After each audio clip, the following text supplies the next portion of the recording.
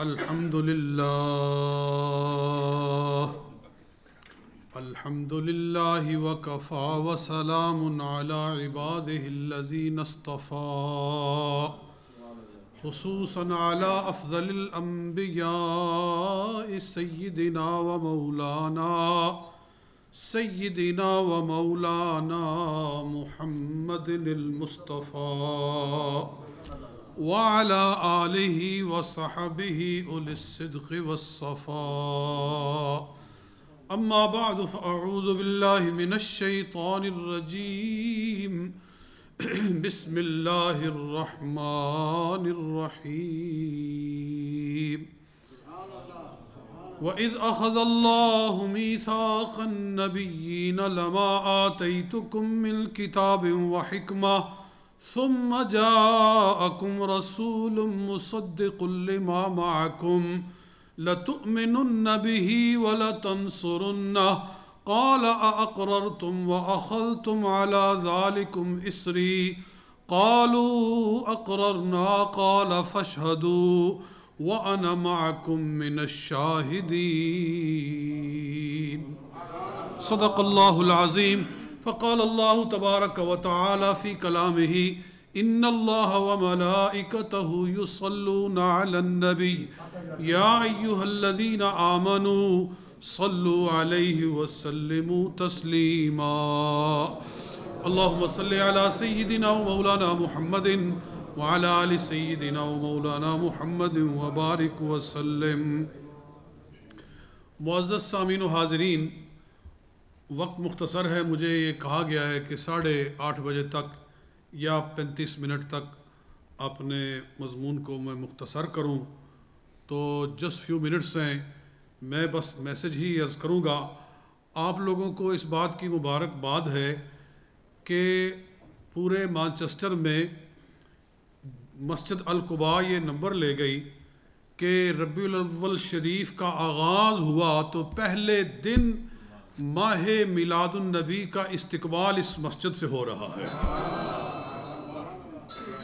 یعنی آج پہلی ربیع الاول شریف ہے اور اس مسجد میں اس خوبصورت گیدرنگ کا انعقاد کر کے گویا سرکار کی آمد کے مہینے کا استقبال کیا جا رہا ہے کہ وہ مہینہ آ گیا ہے جس مہینے میں ہمارا محبوب تشریف لایا، جس مہینے میں سارے رسولوں کا امام تشریف لایا، جس مہینے میں حضور رحمت کائنات صلی اللہ علیہ وآلہ وسلم سراپا فضل و کرم بن کر تشریف لائے. اور پھر اس کے ساتھ ساتھ اعلیٰ حضرت امام اہل سنت امام محمد رضا فاضل بریلوی رحمۃ اللہ تعالی علیہ کا عرس شریف بھی ہے.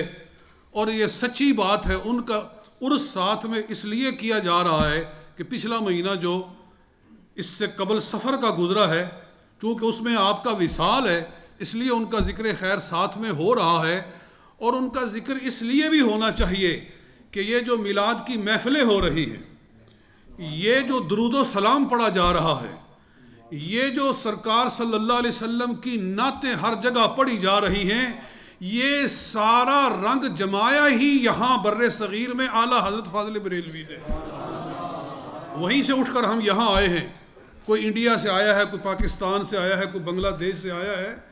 یہ جتنے ہم یہاں آئے ہیں ان سب کو اور ہمارے باپ دادا کو یہ رسول پاک کی نعتیں پڑھنا سکھایا ہی اعلیٰ حضرت فاضل بریلوی رحمۃ اللہ تعالی.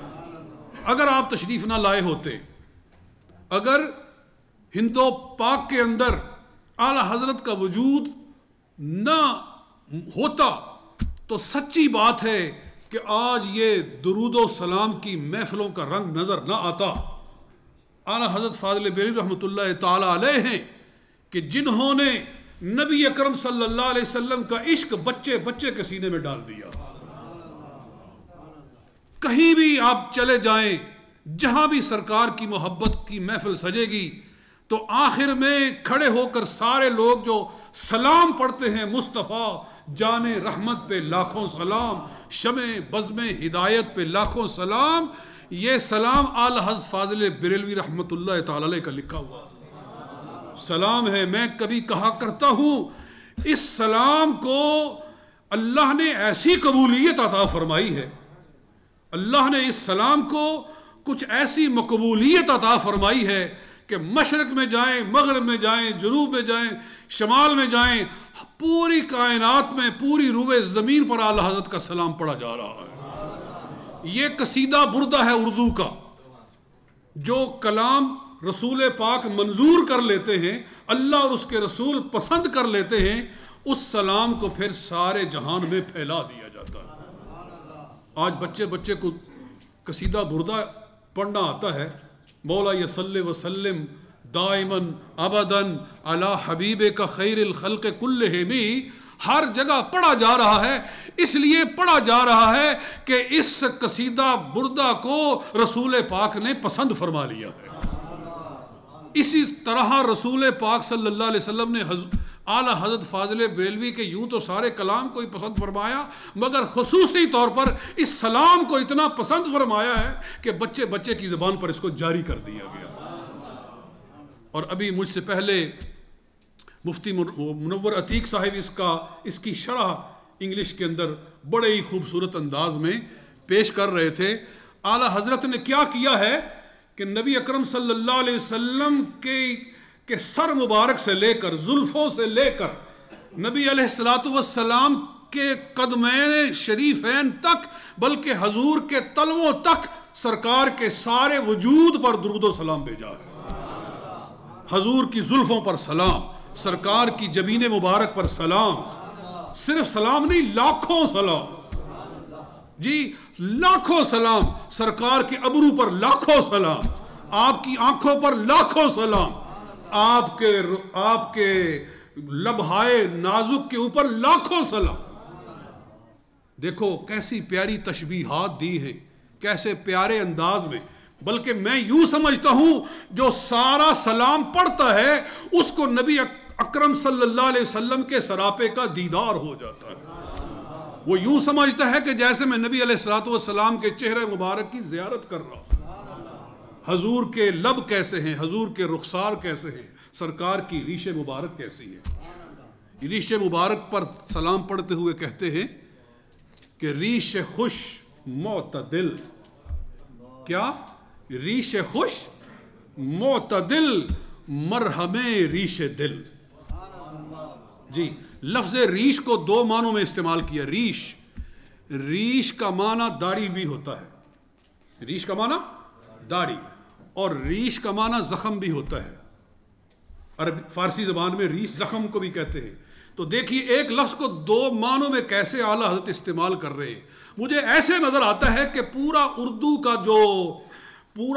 کا جو ادب ہے، جو پوری زبان ہے اردو کی، وہ اعلیٰ حضرت کے سامنے دست بستہ کھڑی تھی، جس لفظ کو چاہتے تھے پسند فرما کر اپنے شعروں میں داخل کرتے تھے۔ ایسا کنٹرول، ایسا عبور، ایسا قادر الکلام ہونا، مجھے یوں نظر آتا ہے کہ آپ کا کلام یہ ذہن سے بنایا ہوا کلام نہیں، اللہ کی طرف سے الہام کے طور پر ڈالا ہوا کلام ہے۔ آپ فرماتے ہیں کہ ریش خوش معتدل مرہم ریش دل، فرماتے ہیں حضور کی ریش مبارک معتدل ہے، یعنی نہ بہت لمبی ہے اور نہ چھوٹی۔ حضور کی ریش مبارک مٹھی برابر ہوتی تھی، آپ مٹھی پکڑ کے آگے سے ریش کو کاٹ دیتے تھے۔ فرماتے ہیں ریش خوش معتدل مرہم ریش دل، یہ ایسی پیاری ریش مبارک ہے، اگر دیدار ہو جائے تو دل کے سارے ریشوں کا علاج ہو جائے۔ مرہم ریش دل، یہ دل کے ہر ریش کے لیے مرہم ہے۔ حالائے ماہ ندرت پہ لاکھوں سلام، حالائے ماہ ندرت پہ لاکھوں سلام۔ کبھی کبھی ایسا ہوتا ہے کہ جو چاند ہوتا ہے اس کے گرد ایک حالہ بنتا ہے، دیکھا ہے نا حالہ، وہ پورے چاند کے گرد نہیں ہوتا، وہ ہاف پہ ہوتا ہے، اس طرح ہاف پہ ہوتا ہے، کبھی کبھی نظر آتا ہے۔ آپ فرماتے ہیں حضور کی ریش کیا ہے؟ اور یہ حالہ ہے سرکار کے چہرہ مبارک کے ماہ ندرت کا۔ آپ کا چہرہ ماہ ندرت ہے اور اس پر جو ریش مبارک ہے وہ ایسے سج رہی ہے جیسے کہ چاند کے ساتھ میں حالہ سجا ہوتا ہے، اسی طرح سرکار کے چہرے کے ساتھ ریش مبارک سجے۔ کیسی پیاری تشبیہ ہے۔ تو درود پڑھتے پڑھتے پڑھتے حضور کے قدموں تک پہنچتے ہیں، تو قدموں پر جو آپ نے سلام پڑھا ہے حد کر دی ہے، اور آپ کے سلام بلکہ آپ کے کلام کا جو ہر جملہ ہے غور کریں تو کوئی نہ کوئی آیت اپنے اندر لیے ہوتا ہے، یا کوئی نہ کوئی سرکار کی حدیث کو اپنے اندر لیے ہوتا ہے۔ آپ ارشاد فرماتے ہیں کہ کھائی قرآن خاک گزر کی قسم، کھائی قرآن خاک گزر کی قسم، اس کفے پا کی حرمت پہ لاکھوں سلام۔ یا رسول اللہ، آپ کے کفے پا، آپ کے قدم کے نیچے جو تلوہ ہے وہ اتنا شان والا ہے کہ جہاں لگ جاتا ہے اللہ تعالیٰ اس خاک کی قرآن میں قسم یاد فرماتا ہے۔ اگر ذوق ساتھ دے تو میں اس کو ذرا ترنم سے پڑھتا ہوں تاکہ لطف پیدا ہو۔ آپ فرماتے ہیں کھائی قرآن نے خاک گزر کی قسم، اس کفے پا کی حرمت پہ لاکھوں سلام، مصطفیٰ جان رحمت پہ لاکھوں سلام۔ یہاں بڑی پیاری بات میں جو مضمون لے کر آیا تھا نا وہ تو بڑا مفصل تھا، اس کو میں شروع کرتا تو میں پھر اس میں الجھ جاتا کیونکہ ٹائم مختصر ہے۔ اب میرے ذہن میں جو اللہ کی طرف سے آ رہا ہے وہ آپ کو سنائے جا رہا ہوں بغیر کسی تیاری کے، یعنی اس کو میں نے الگ کر دیا ہے۔ میں نے وہ نشانات بھی لگائے ہوئے تھے، لیکن اب اعلیٰ حضرت کی گفتگو سے ہی حضور کی نعت سنتے جائیں اور اپنے دلوں کو تازہ کرتے جائیں۔ کھائی قرآن خاک گزر کی قسم، حضور صلی اللہ علیہ وسلم مکے کی گلیوں میں گزرتے ہیں، اللہ تعالیٰ شہر مکہ کی قسم یاد فرماتا ہے۔ رب تعالیٰ ارشاد فرماتا ہے لا اقسم بهذا البلد وانت حل بهذا البلد۔ قرآن سن کے ذوق سے سبحان اللہ کہہ دے، قرآن سن کے ذوق سے کیا کہہ دے؟ فرمایا لا اقسم بهذا البلد، میں اس شہر کی قسم یاد کرتا ہوں۔ دو معنی ہیں، مفسرین کہتے ہیں ایک تو لا نافیہ ہے اور یا لا زائدہ ہے، لا قسمیہ ہے، لا قسم کے لیے ہے۔ اگر یہ قسم کے لیے ہے تو معنی ہے کہ اقسم بهذا البلد، میں اس شہر کی مکہ کی قسم اٹھاتا ہوں۔ کیوں اٹھاتا ہوں؟ کہ یہاں کعبہ شریف ہے، یہاں زمزم شریف ہے، یہاں صفا و مروہ ہے، جی یہاں حتیم ہے، یہاں مقام ابراہیم ہے۔ فرمایا ساری باتیں ہیں مگر قسم اس لیے نہیں اٹھاتا، قسم اس لیے اٹھاتا ہوں کہ انت حل بهذا البلد، اے محبوب تو اس شہر میں چلتا ہوا نظر آ رہا ہے، اس لیے اس شہر کی قسم اٹھاتا ہوں۔ انت حل، آپ موجود ہیں بهذا البلد، اس شہر میں۔ اور بعض مفسرین نے اس کا ایک اور معنی کیا، وہ کہتے ہیں کہ لا نافیہ ہے، لا کا مطلب ہے نہیں، لا اقسم بهذا البلد، میں اس شہر کی قسم نہیں اٹھاتا۔ یہ دوسرا معنی ہے، میں اس شہر کی قسم نہیں اٹھاتا۔ وہ کہتے ہیں لا اقسم بهذا البلد وانت حل بهذا البلد، یہ آیت تب اتری جب حضور ہجرت کر کے مدینہ پاک تشریف لے گئے تھے، یہ تب اتری۔ اللہ تعالیٰ نے کہا لا اقسم بهذا البلد وانت حل بهذا البلد، میں اس شہر کی قسم نہیں اٹھاتا ہوں اس لیے کہ اب تو اس شہر میں تشریف لے آیا۔ تو مکہ میں تھا تو میں مکے کی قسمیں اٹھاتا تھا، اب تو مدینہ میں آ گیا ہے تو اب میں اس کی قسم اٹھاتا ہوں، جہاں تو ہوگا قسم وہاں کی اٹھائی جائے گی۔ لا اقسم بهذا البلد وانت حل بهذا البلد، میں اس کی قسم نہیں اٹھاتا کیونکہ آپ تو اس شہر میں تشریف فرما۔ کیا شان ہے۔ اور پھر ایک اور جگہ تعالیٰ ارشاد فرماتا ہے کہ والتین والزیتون وطور سینین وہذا البلد الامین۔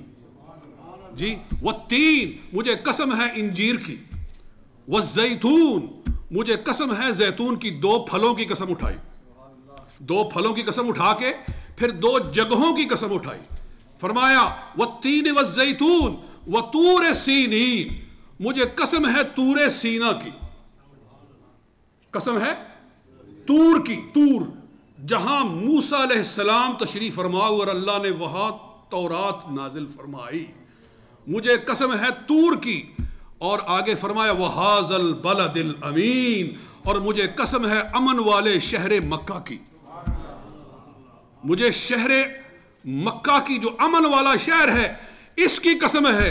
ذرا غور کرو کہ ادھر صرف طور کی قسم اٹھائی، طور پہ سارا قرآن نازل، طور کے اوپر پوری تورات نازل ہوئی، اللہ طور کی قسم اٹھا رہا ہے۔ یہاں آپ ذرا غور کریں، اللہ تعالیٰ نے یہ نہیں فرمایا کہ مجھے غار حرا کی قسم، کیونکہ قرآن کا نزول غار حرا سے شروع ہوا تھا، ایسا ہی ہے نا؟ ادھر بھی پہاڑ پہ اللہ کا کلام اترا، یہاں بھی پہاڑ پہ اللہ کا کلام اترا، مگر یہاں رب تعالیٰ فرماتا ہے کہ مجھے صرف غار حرا کی قسم نہیں، اے محبوب میں وہاں صرف طور کی قسم اٹھاتا ہوں، یہاں تیرے صدقے سارے شہر کی قسم اٹھاتا ہوں۔ وَهَذَا الْبَلَدِ الْأَمِينَ، سارے شہر کی قسم، سارے شہر کی۔ یا اللہ اس شہر کے اندر تو ابو لہب کا بھی گھر ہے، ابو جہل کا بھی گھر ہے، اس شہر کے اندر تو تیرے دشمنوں کے گھر بھی ہے۔ رب فرماتا ہے میں دشمنوں کی طرف نہیں دیکھتا، میں اپنے محبوب کے قدموں کی طرف دیکھتا ہوں۔ تو اس لیے اعلیٰ فرما رہے ہیں کہ کھائی قرآن خاک گزر کی قسم، اس کفے پا کی حرمت پہ لاکھوں سلام۔ تو میرے دوستو، یہ سرکار کی محبت ہے، اللہ تعالیٰ اس محبت کے اندر اضافہ فرمائے۔ حضور صلی اللہ علیہ وسلم کی محبت کا دوستو ایک تقاضا ہے کہ ہم اپنا چہرہ سرکار جیسا بنا لیں۔ یہ آخر میں ایک میں میسج دے کے بات کو ختم کرتا ہوں کہ ہم اپنا چہرہ رسول پاک صلی اللہ علیہ وسلم کی سنت کے مطابق بنا لیں۔ کیا خیال ہے؟ اچھی دعوت ہے کہ نہیں؟ اللہ کو اپنے محبوب کا چہرہ پسند ہے کہ نہیں؟ اللہ اس چہرے کی قسمیں یاد فرماتا ہے کہ نہیں؟ وَالضُّحَىٰ وَاللَّيْلِ إِذَا سَجَىٰ، اے محبوب مجھے قسم ہے تیری پیاری زلفوں کی، اور مجھے قسم ہے تیرے پیارے چہرے کی۔ اللہ اس چہرہ وَالضُّحَىٰ کی قسم یاد فرماتا ہے۔ تو اگر ہمارا چہرہ اس چہرے کے ساتھ مل جائے تو اللہ اس چہرے کے صدقے ہمارے چہرے پر بھی کرم فرما دے گا۔ دیکھو ہم جتنی سنتیں ادا کرتے ہیں نا، یہ دنیا میں رہ جائیں گی جی۔ سنت زور کی سنت، عصر کی سنت، فجر کی سنت، کھانے کی سنت، پینے کی سنت جی، لیٹنے کی سنت، سونے کی سنت، سنتیں ہیں نا۔ سنت کے مطابق سونا چاہیے، سنت کے مطابق پانی پینا چاہیے، سنت کے مطابق کھانا کھانا چاہیے، صحیح ہے نا ساری باتیں۔ جب کھانا کھانے لگو تو ہاتھ دھو لو، یہ سرکار کی سنت ہے۔ جب کھانا کھا چکو تو پھر بھی ہاتھ دھو، کہ یہ حضور صلی اللہ علیہ وسلم کی سنت ہے۔ اور اس کے اندر حکمتیں ہیں، دیکھو کہ کھانا کھا کر آپ ٹیشو سے ہاتھ صاف کر لے، ہاتھ صاف ہو گیا ہے، لیکن اس کے اوپر ابھی چکناہٹ لگی ہوئی ہے، ابھی اس کے اوپر مرچ مسالے لگے ہوئے ہیں۔ ہو سکتا ہے آپ آنکھیں ملیں تو آپ کی آنکھیں خراب ہو جائیں جی، ہو سکتا ہے ناک میں ڈال دیں تو ناک میں خرابی آ جائے۔ یہ حضور صلی اللہ علیہ وسلم کی سنت فرماتے ہیں کہ کھانا کھانے کے بعد ہاتھ دھو لو تاکہ اللہ تعالیٰ تمہیں بیماریوں سے محفوظ فرما دے۔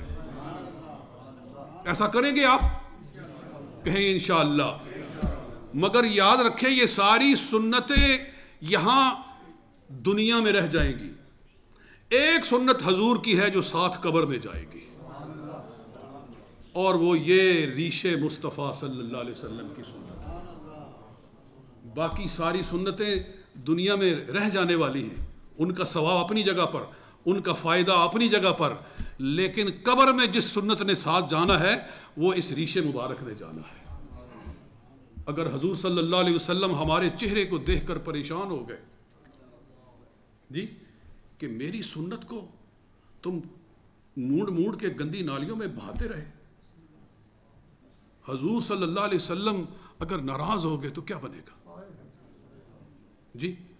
اور اگر آپ ہمارا چہرہ دیکھ کر خوش ہو گئے کہ گناہگار صحیح، سیاہ کار صحیح، کم از کم یہ اپنا چہرہ تو میرے جیسا لے کر آیا ہے، تو اسی کے صدقے ہی بیڑا پار ہو جائے گا انشاءاللہ۔ رحمت خدا بہا نہ جویت، فارسی کا محاورہ ہے، رحمت خدا بہا نہیں ڈھونڈتی، قیمت نہیں ڈھونڈتی، بہانہ ڈھونڈتی ہے۔ تو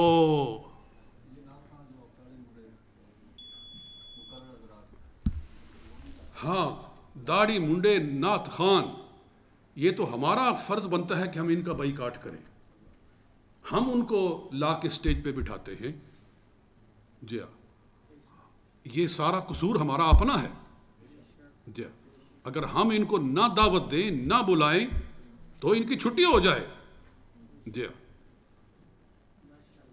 تو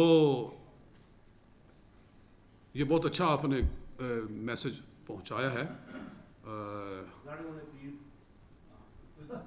داڑھی منڈے پیر، بالکل۔ ارے پیر کس لیے پکڑا جاتا ہے؟ پیر اس لیے پکڑا جاتا ہے تاکہ بیعت کی جاتی ہے، بیعت کا مطلب یہ ہوتا ہے کہ میں عہد کر رہا ہوں کہ میں آج سے برے کام چھوڑ دوں گا۔ بیعت کا مطلب ہوتا ہے کہ میں آپ سے ایک پرامس کر رہا ہوں، میں آپ کے ساتھ ایک وعدہ کر رہا ہوں کہ آئندہ میں بری باتیں چھوڑ دوں گا اور میں شریعت پر عمل کروں گا۔ تو اگر پیر کا اپنا ہی بیڑا غرق ہوا ہے جی، تو ہر کے راہ گم کردہ اسچے رہبری کنت، جو خود ہی اپنا راہ کھویا ہوا ہے وہ کسی کی رہنمائی کیسے کر سکتا ہے؟ جی، پیر اس کو پکڑو جو سر کے بالوں سے لے کر پیروں کے ناخنوں تک رسول پاک صلی اللہ علیہ وسلم کی سنت کے سانچے میں ڈلا ہوا جی۔ پیر پکڑنا ہے تو پہلے اعلیٰ حضرت سے پوچھ لو۔ اللہ حضرت نے فرمایا 4 شرطیں ہیں پیر کے لیے۔ سب سے پہلے تو یہ ہے کہ اس کا عقیدہ بالکل درست سنت اور قرآن کے اجماع کے مطابق ہو، اس کے اندر عقیدے کی کوئی گڑبڑ نہ ہو، جی۔ اور دوسرا فرمایا کہ دین کو اتنا سمجھتا ہو کہ اس سے کوئی مسئلہ پوچھا جائے تو وہ بتا سکے کہ یہ مسئلہ ایسے ہے، جی۔ یعنی عالم ہو، جاہل نہ ہو، کہ جس کو خود ہی دین نہیں آتا وہ آپ کو کیا دین سکھا سکتا ہے؟ عالم ہونا چاہیے۔ پہلا ہے صحیح العقیدہ ہونا چاہیے، دوسری شرط یہ ہے کہ عالم ہونا چاہیے، اور تیسرا فرمایا کہ کسی سنت مؤکدہ کا تارک نہ ہو، سنت کو پورا اپنانے والا ہو، اور چوتھا یہ ہے کہ اس سے لے کر رسول پاک صلی اللہ علیہ وسلم تک اس کا سارا سلسلہ متصل ہو، کہیں درمیان میں کوئی بد عقیدہ نہ آیا ہو، کوئی بد عمل نہ آیا ہو۔ یہ 4 شرطیں ہوں تو پھر پیر پکڑ لو۔